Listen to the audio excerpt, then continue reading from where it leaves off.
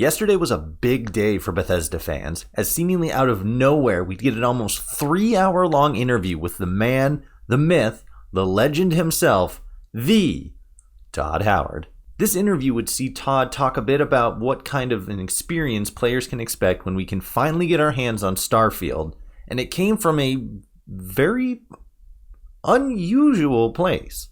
The podcast of MIT computer scientist Lex Fridman. During the interview, he and Todd talked about a wide list of topics, ranging from game design, past games that Howard has worked on, and even the meaning of life. What do you think is the meaning of life, Todd Howard?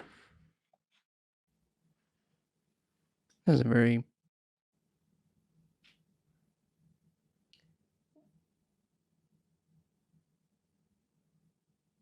I can say what motivates me.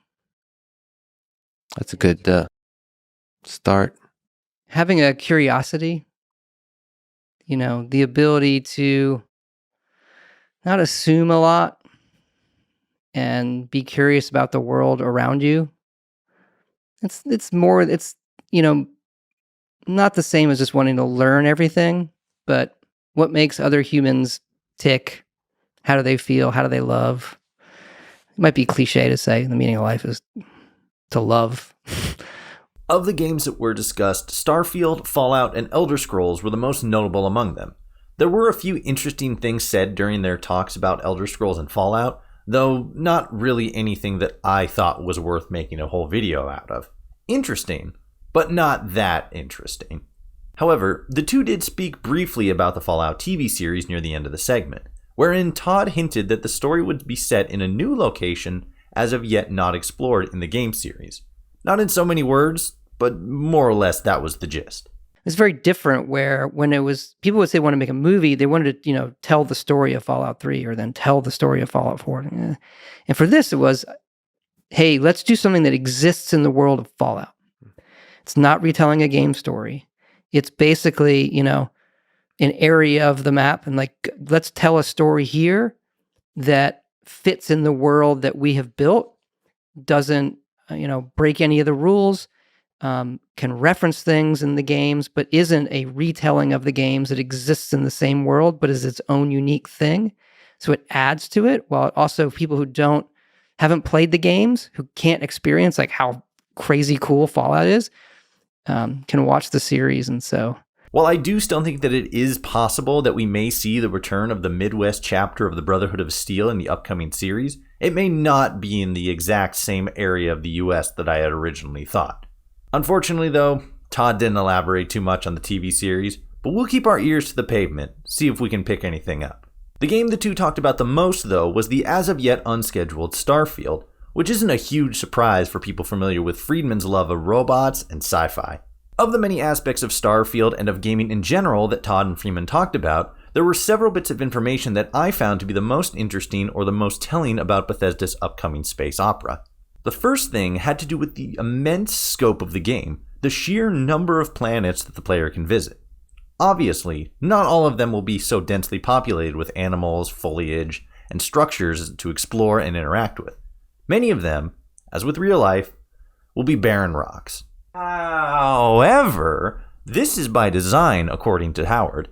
Aside from it being more analogous to real life, what with space being unimaginably huge and life struggling to exist in the cold vacuum of it all, that doesn't mean that space is void of things worth seeing.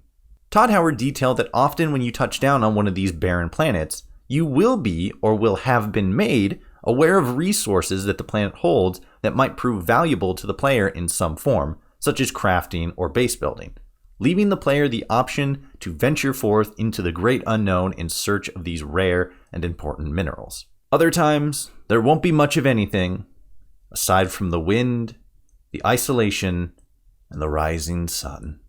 Lex actually equated this very much to the feeling one has while hiking alone. You and nature. Nothing else. In a way, finding it very humbling, an introspective moment that the player can partake in should they choose, soaking in the beautiful destruction of being most likely the only living thing on the planet. Is it the line from the moon landing? Beautiful desolation? It's Buzz Aldrin, is it? Beautiful desolation, is that what he said? I think so. Beautiful desolation. Well, Something like that. but that's just words. There's a feeling to it, and you want that feeling to be real. The two got very deep and philosophical at times, and I am only so wise as to do their words justice. If you're interested in watching this beefy podcast episode yourself, check out the link down below in the description. While you're down there, consider giving this video a like and hitting subscribe. It helps out the channel and shows me that you enjoy this content, which in turn helps me to craft even better stuff for you guys in the future. During the interview, Todd also talked briefly, very briefly, about being able to craft different spacesuits that will give different buffs to things like toxic air, temperature, certain gases, things like that. So it does indicate that each planet will have its own specific atmospheric conditions that the player will have to adjust to or plan accordingly for. If we look back to when Starfield was first revealed over the summer, we got a look at just how massive the game... Saying universe in this context sounds so cliche. How massive the game actually is, with over 100 different systems and over 1,000 planets in total for us to explore. This might not come as the biggest surprise, but Todd did confirm that different star systems will have different levels attributed to it, so there will be easier and harder sections of the game. Go figure. Specifically referring to some planets being marked with the number 40, meaning that, most likely, it would be advantageous for players to have reached a specific level before tackling the planet's trials. What are the levelings? What do you mean by level? It would be like when you look at a map in a game, it says this is the area for low level players. This is level 1. Oh, got it. Yeah. So we do that on a system basis. Whether this means the game will be completely open from the get-go, such as with Breath of the Wild, a game that both men praised highly during the interview, is as of yet unfortunately unknown. But in either case, it does show a shift away from player-scaled enemies that we've seen in the current build of Fallout 76. Todd also went on to explain the reason for why the ability to refuel the player's spaceship was not implemented as a final game mechanic. Unlike games such as No Man's Sky, wherein the long-term, more hardcore survival aspect of the game is the main selling point, Todd and the rest of the development team felt that leaving out the ability to run out of fuel helped to avoid the game stopping, or otherwise the momentum of the player's adventure coming to a temporary halt. They knew that the majority of players would just reload the game, and they seemed to be assuming that the majority of players in Starfield don't want to have to fly down to the nearest planet to harvest and possibly craft fuel to power the ship, just to continue on their adventure. It could be argued that such a feature helps to improve the sense of adventure, and it is a feature that Todd Howard said that they might consider implementing later.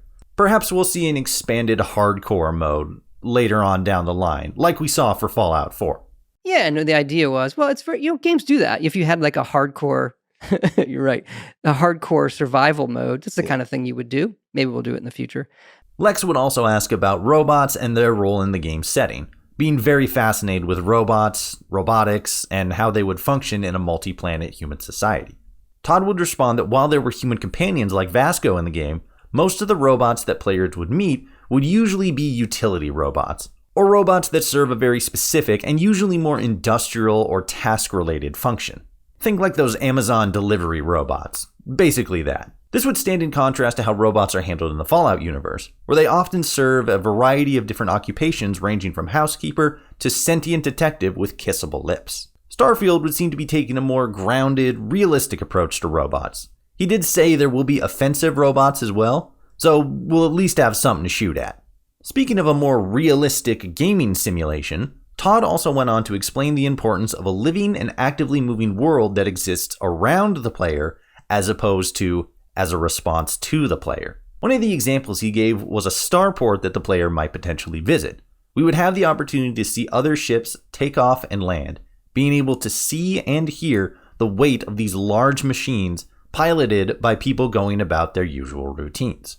This indicates an advancement in Bethesda's goal to create an even more realistic and freely moving gaming simulation separate from the player's presence.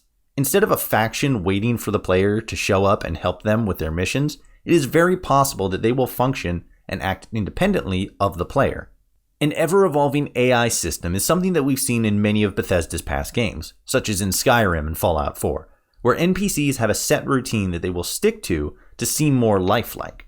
This wouldn't be the only example of advancing AI-player relationship, however, as later, Todd would also make an offhand comment when it comes to traveling through space, and that the player may be contacted by freighter ships.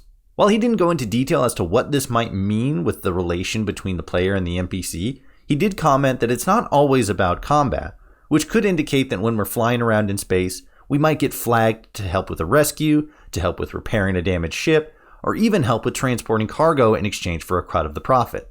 Or you jump into a system and you see these freighters, and sometimes they contact you. Like, it's not all just like jump in and combat. While listening to this section of the interview, it's very fascinating to hear Todd talk about the scope of this game.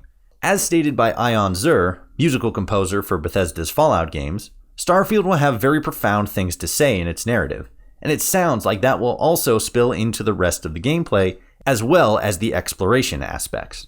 Not only that, but when you consider that a massive part of this game might just be these isolated treks into the wilderness of some distant alien planet, where you can spend hours alone with no one else around to talk to, either exploring, scavenging for resources, or just base building, it truly gives you a much better sense of the huge scope of this game's side content and its main content. Let's not remember that this game has double the amount of lines of dialogue compared to Fallout 4, meaning that all of that dialogue is going to be contained in pretty much another half of the game when you take exploration and base building and resource gathering out of that main gameplay loop.